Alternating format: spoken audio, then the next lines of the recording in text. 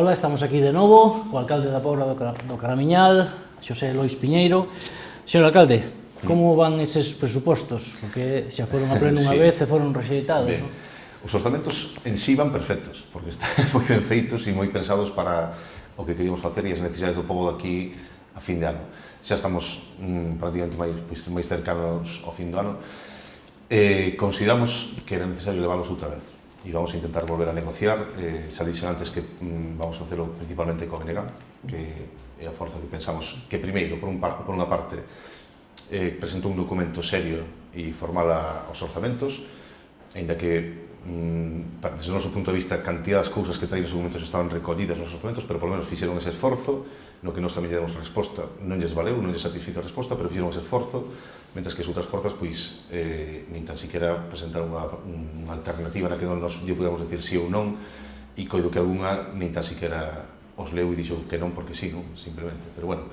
Entonces, realmente vemos esa necesidade e queremos que se nos pobra eso de diálogo e participación, pois temos que ser capaces de facer o esforzo que faga falta para volver a negociar. Se non conseguimos aprobalos ahora nun pleno que será no mes de xullo, esperamos que se xa no mes de xullo, xa non ten moito sentido, entonces seguiremos con eles prorrogados hasta final de ano. Dicía que se non logra aprobalos, serán prorrogados? Si, serán prorrogados hasta final de ano. Despois aí teremos de novo distintas posibilidades e unha delas é que os orzamentos prorrogados, se sacas uns novos, se poden aprobar en xunta de goberno. Nós non queremos ir por esa vía, non queremos ir por esa vía porque realmente queremos ter o apoio de alguna outra forza, pero ahora hai unha posibilidade que nos dá a lei. Para nós, seguir cos do Partido Popular é un problema, porque realmente incrementamos partidas onde antes non existía nada, como era en turismo, non existía nada, ou en igualdade, en asistencia social tamén incrementamos significativamente e fixemos unha reordenación das partidas acorde co que nós queremos facer e vemos que son as necesidades, sobre todo porque estás facendo un estilo de política diferente, non te poden valer os mesmos orzamentos de ninguna das maneiras. Por exemplo, poño un exemplo, para o servicio da brigada, e isto sempre se contrataba unha empresa, moitas veces. Nós non queremos contratar unha empresa, queremos potenciar a brigada, queremos adoptala ben, por lo tanto nos fai falta esos cartos nunha partida determinada. Por poñer un exemplo, non? Son cantidad de pequenas cousas, non hai ninguna grande que digas, pois levan 200.000 euros para facer a recuperación das piscinas do Río Pedres, por exemplo. Pois non temos, porque decidimos que non había carto suficiente para facer ninguna gran actuación e entonces decimos, non, vamos a realmente dotar ben a brigada, dotarla de vehículos, dotarla de ferramentas que estaban moi escasos, mesmo de desbrozadoras, por eso nos cuesta tanto traballo facer ese traballo durante o verán, desde que empezou a primavera, e, por lo tanto, son os orzamentos que van pensados para a nosa política, senón o Concello non vai a funcionar ben, vamos a ter que estar levando transferencias de crédito continuamente aos plenos, consumindo tempo de traballo dos funcionarios que parece que non, pero moitas veces nos limitan a chegar a máis cousas, a renovar máis contratos que fan falta, a causa concurso, etc., para facer máis eficiente a administración. Se están con un traballo non poden estar con outro. Hai outra posibilidade para poder aprobar eses orzamentos, non? Que é a moción de confianza. Si votan en contra outra vez, non? Chegaríase a esa posibilidade? Ben, na Asamblea o que decidimos foi, tíamos as tres alternativas, seguir con eles prorrogados, volvemos a presentar unha moción de confianza. Decidimos que en primeiro término vamos a facer a volver a levalos. Se non conseguimos aprobalos, volveremos a reunirnos e decidiremos entre as dúas que quedan, se vamos a seguir hasta fin de ano ou vamos a ir a moción de confianza. Non é algo que podía dar a miña opinión persoal, pero non creo que paga a pena. Falaremos despois de se realmente non conseguimos aprobalos e decidiremos. Tiñamos tres, pasamos unha e nos quedamos en dúas alternativas e aí decidiremos. En este momento, eses apoios, por exemplo, co BNG ou con outros partidos? En este momento, pois todavía non te podo contestar. Estamos xa nas negociacións, xa temos as súas propostas máis concretas que se basan naquele escrito que presentaron e vamos a dar resposta esta semana, esperamos poder reunirnos con eles. O Pleno aprobou fai tempo facer unha auditoría sobre a situación económica que deixaron 16 anos do goberno do Partido Popular, non? Estás a realizar esa auditoría? Estás a realizar moi lentamente.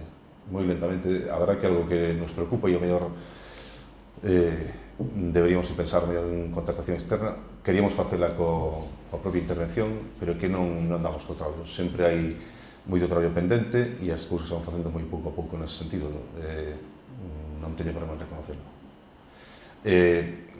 Hasta que punto é interesante facela ou non, pois é relativo.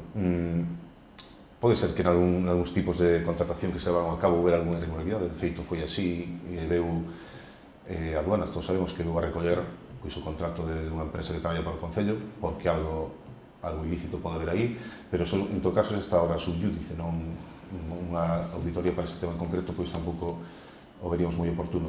Pero sí podría haber para outras cousas, e non o que vemos, vemos a débeda que se deixou, a enorme débeda que nos deixaron, vimos as facturas pendentes que había que estaban claras cales eran, decidimos facernos cargo de todas elas, non deixamos ningún atrás, e pensamos que unha auditoría normal non encontraría nada nas contas do Concello, e se houve irregularidades non son demostrables a través dunha auditoría pois, das contas do Concello, digamos, de intervención.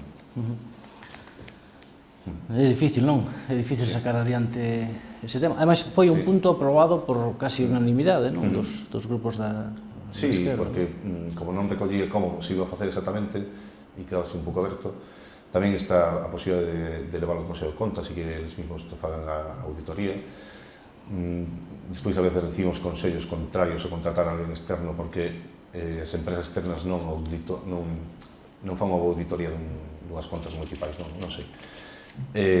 Nos vimos as contas que había e con esa información nos chega para saber o mal que está o Concello, non? Temos que pagar 400.000 euros de débeda cada ano, que se os tivermos nos orzamentos si quería alguna desas obras un pouco máis potentes para cambiar o funcionamento e a dinámica do noso Concello.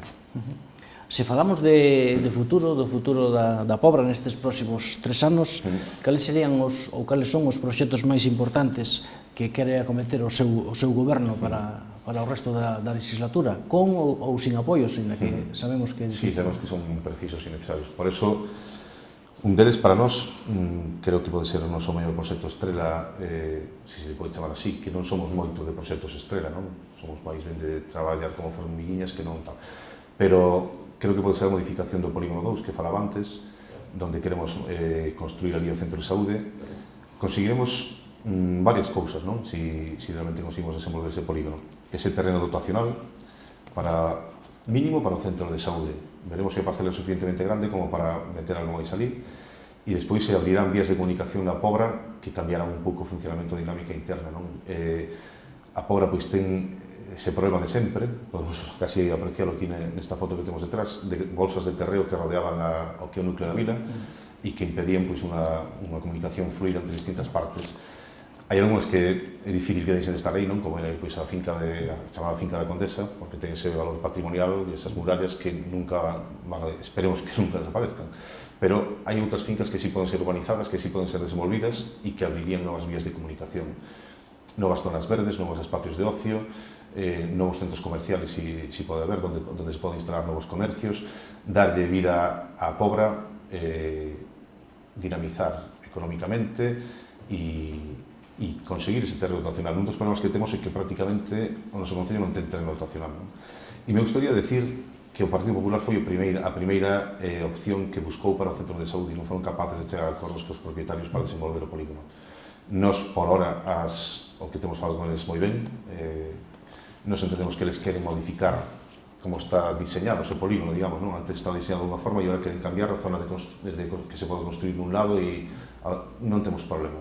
De feito, é mellor, consideramos que é mellor a súa proposta. O centro de saúde quedaría prácticamente no centro da vila, porque quedaría a escasos 20-30 metros do que é a praza do centro do Concello, a praza de Galicia, que divide as dúas parroquias tradicionais, a do Carmiñal e o Castelo. Estaría a 20 metros dali, cunha salida fácil hacia a estrada que leva da Diputación que leva a autovía e, por tanto, entendemos que eso será un cambio radical se conseguimos. E outro deles sería pois, as naves dos Areus tamén, completando agora o proxecto de regeneración das Xunqueiras, se conseguimos regenerarlas, rehabilitarlas e darlle un uso verdadeiramente útil para a cidadanía da Pobra, creo que serán dous grandes pasos. Dous grandes pasos que farían cambiar a vista que temos da Pobra, non? Farían cambiar a vista, sí. Consideramos que, a Pobra non ten grandes aberracións urbanísticas, eso hai que agradecer aos gobernos anteriores. E esta tampouco sería unha delas, estaría perfectamente integrada, de feito estaría máis integrada que tal como ven expresado no plan xeral, e o das naves, pois, bueno, sería todavía recuperar máis terreno de praia. Todavía non está definido o proxecto, que nos presentaron outro día era, a verdad que se daban ganas de decir que sí, era moi bon, a verdad que nos encantou a todos que estamos ali, e, sin embargo, moitísima participación de xente despois, de todos os ámbitos, biólogos, arquitectos, xente do común, xente da cultura, que aportaron o seu granito de area para decir, e o propio relator do proxecto lle pareceu ben, non? Eso que falamos antes da política participativa, hai veces que funciona moi, moi ben.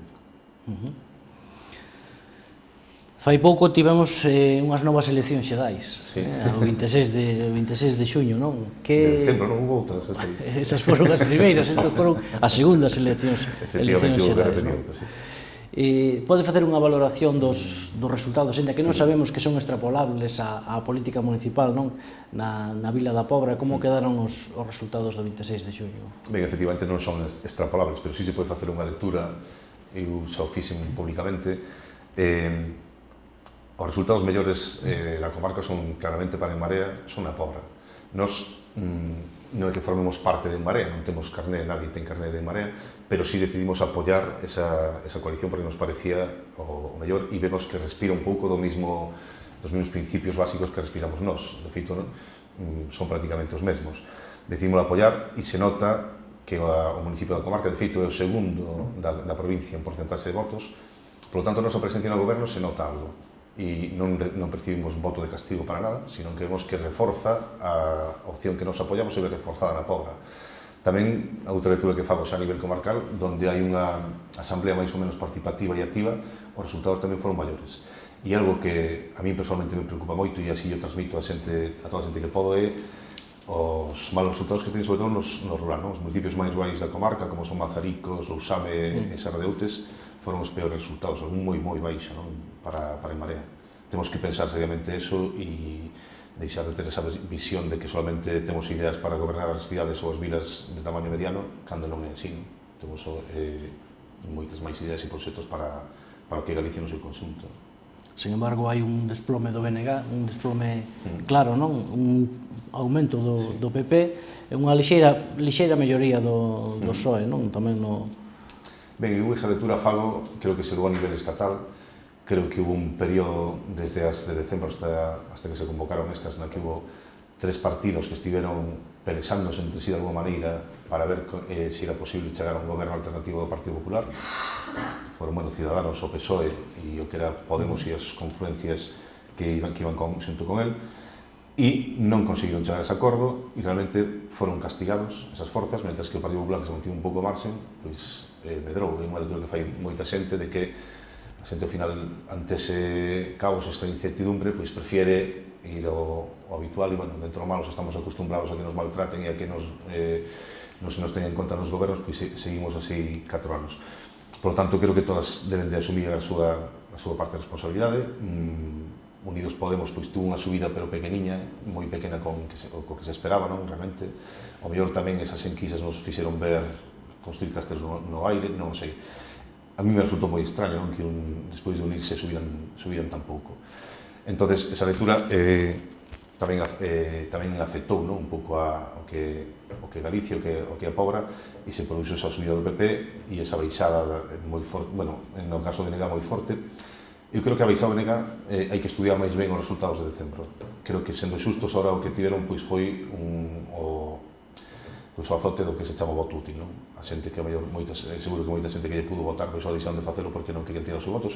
Creo que hai que analizalos máis a caída do BNG con respecto ao decembro e eles mesmos serán os que deben de tirar as conclusións pertinentes, non?